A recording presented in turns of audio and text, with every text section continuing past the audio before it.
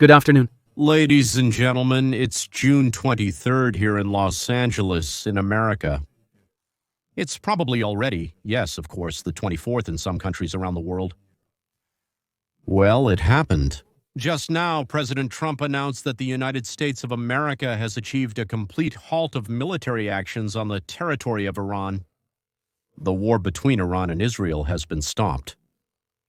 This was preceded by an operation in which, without a single lost serviceman, what Trump demanded happened, namely the complete destruction of Iran's nuclear program. A week ago, they were close to producing a nuclear warhead, a nuclear bomb, but now they have no tools at all. And even if they have uranium in Iran enriched to 60 or 65%, they have nothing to bring it up to 90%. So if it happens that they return to this practice, I hope it doesn't happen.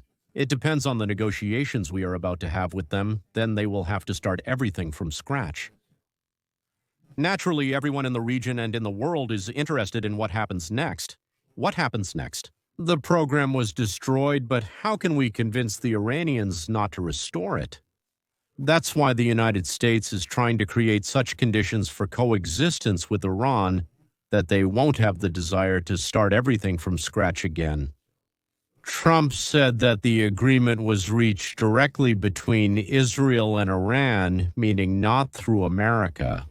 That means they also have some methods, ways of communication, maybe through intermediaries, I don't know. But there is one last thing. Some operations have already started, so they will be finishing within the next 6 hours, and that's why there might still be shooting during these 6 hours. Then, as I understand it, there will be 12 hours of silence, and after that, if no country resumes military actions, the war will be considered over and it will end. Ladies and gentlemen, Trump congratulated the governments of both countries on their courage and wisdom to end the hostilities. This war could have lasted for years, he said, but thank God it ended on the 12th day of hostilities. The Fox host asked J.D. Vance, "How confident are you and Trump that Iran won't start doing the same things it did before?" Vance said that Trump has been working for several months on a plan to create a situation in the Middle East in which Iran would not want to and would not be able to create a new nuclear program. For Israel, this was an incredibly important operation because ballistic missile manufacturing plants were destroyed. The leadership of the Islamic Revolutionary Guard Corps was eliminated. Warehouses, Islamic Revolutionary Guard Corps.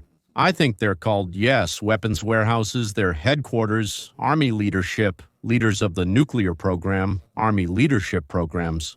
The very people who were what you call political appointees were eliminated, as well as the leadership of the nuclear program. These are the people who might be wonderful, good, nice, charming people, but they were preparing something with which Iran could threaten Israel and the world.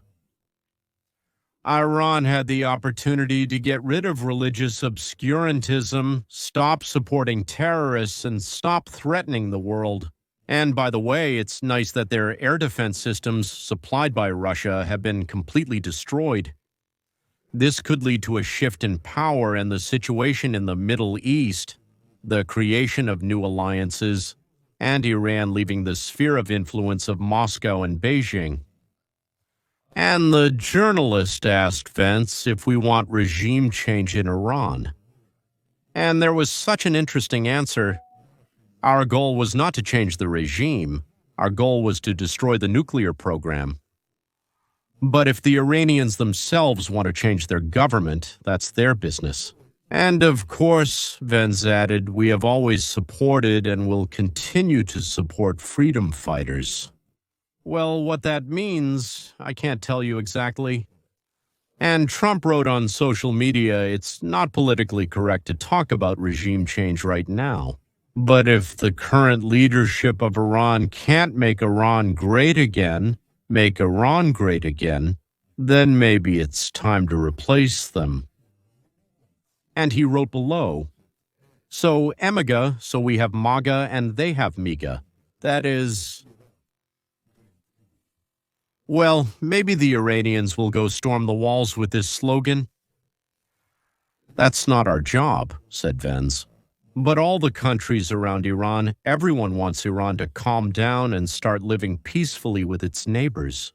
That is, Saudi Arabia, Qatar, Abu Dhabi, the Emirates, all want to change the regime in Tehran.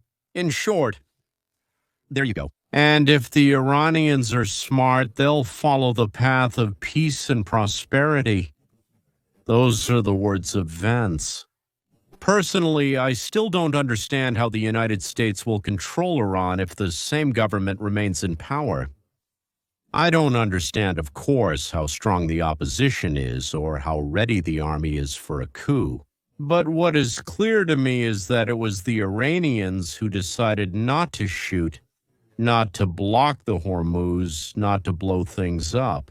The oil fields are in Saudi Arabia, and there are merchant ships there, but they decided to raise their hands. And just like before, I'll say, I trust the President of the United States to finish what he started so brilliantly. I hope that Israel is satisfied with the results of this 12-day war campaign. I'm leaving aside, of course, the destruction and casualties in Haifa, Tel Aviv, and other cities. But, gentlemen, the war is over. It ended with Iran's capitulation. Tomorrow, ladies and gentlemen, is a new day.